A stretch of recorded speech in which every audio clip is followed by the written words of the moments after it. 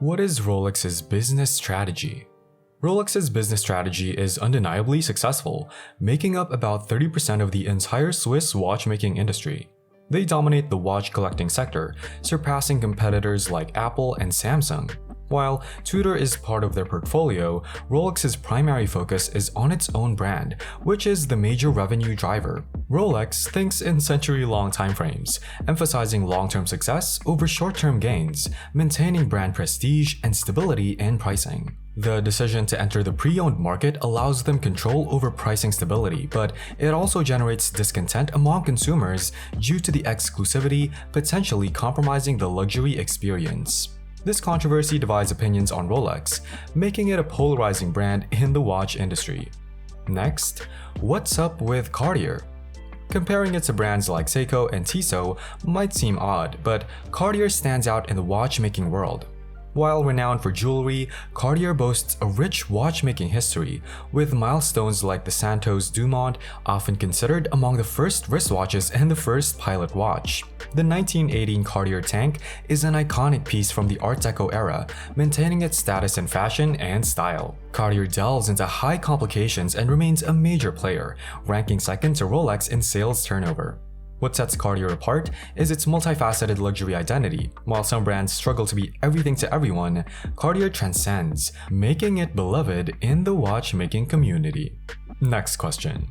Servicing more affordable watches asks your recommendation when dealing with $1,500 watches and $700 automatic watches. Looking at that range, is there any recommendation on how often you should send a watch to be serviced, like the Hamilton Jazzmaster Alpinus, or do you simply wear them until they stop working and then you take them to a shop? Most brands suggest service intervals of 5 to 10 years. However, in this price range, I tend to operate a bit differently. Many movements here are proven and tested, with less expensive servicing costs. While the ratio to the watch's value may still be notable, it's not exorbitant compared to higher tier servicing. With watches under $1,000, I lean towards a more reactive approach. I don't rigidly follow the estimated timeframes. Instead, I focus on the watch's performance, accuracy, beat error, and amplitude. Trial and error can often be used, and sometimes simple issues like magnetization can be fixed with a degausser.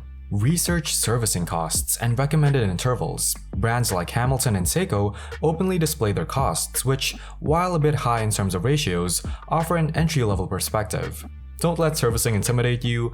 Understand it as watches are mechanical and might need occasional attention. These movements are robust, so don't fear your watch will constantly malfunction. Be informed about what you're getting into. Next question. Do you think a leather matching leathers band needs to match the leather of someone's belt and shoes? No, I don't think you need to match your watch strap with your shoes or belt. Personal style is subjective, and there might be differing opinions on this. I draw a comparison to matching a tie with a pocket square, which is often frowned upon in men's style. While I usually match my belt with my shoes, the watch strap feels like a different category to me. The key is to avoid clashes. If you're wearing a medium brown shoe with a belt, a light tan strap might be too playful and not the best practice. Context matters too. At formal events, a tricolor NATO strap might not be suitable. Ultimately, wear what you want, consider the context, and avoid clashes if you're following style rules. Next question. Do you think watch brands should advertise all their prices?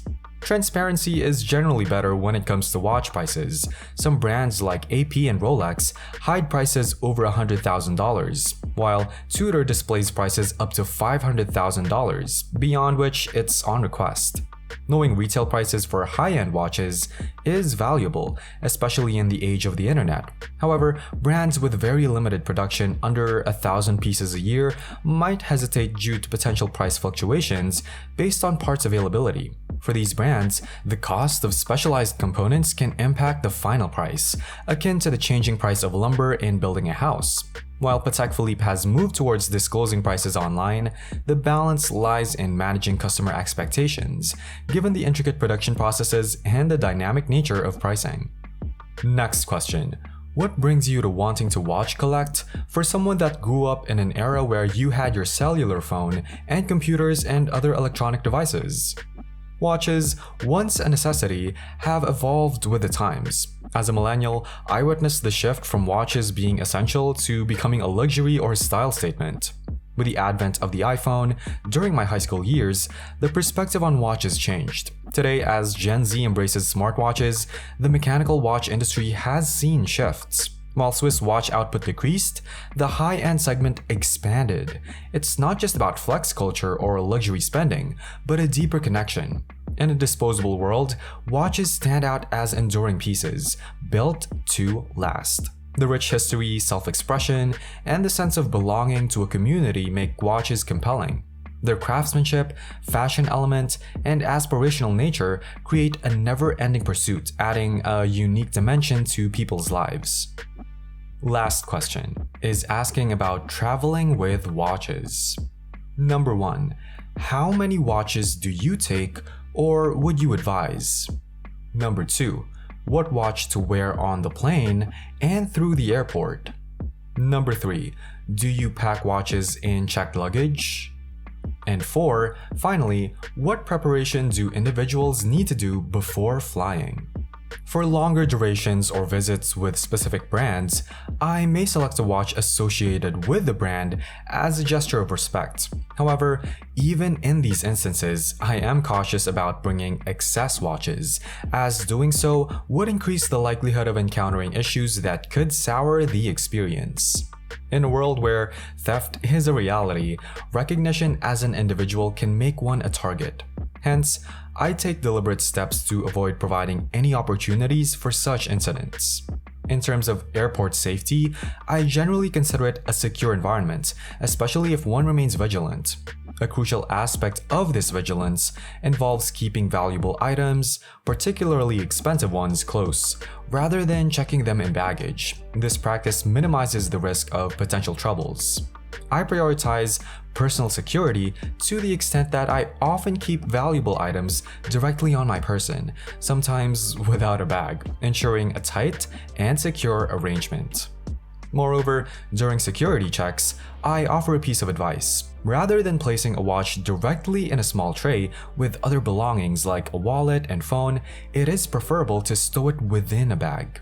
This precautionary measure reduces the visibility of the watch, decreasing the chances of it attracting unwanted attention, especially when there are instances where one might be away from their belongings for an extended period, such as during a pat-down after passing through security. This way, the risk of opportunistic theft is minimized, providing a better chance to address any potential issues that may arise. And that's a wrap. Thanks for being here with us at Ventichic. Don't forget to like and comment on this video. Make sure you subscribe to our channel so you never miss an update. See you in our next video.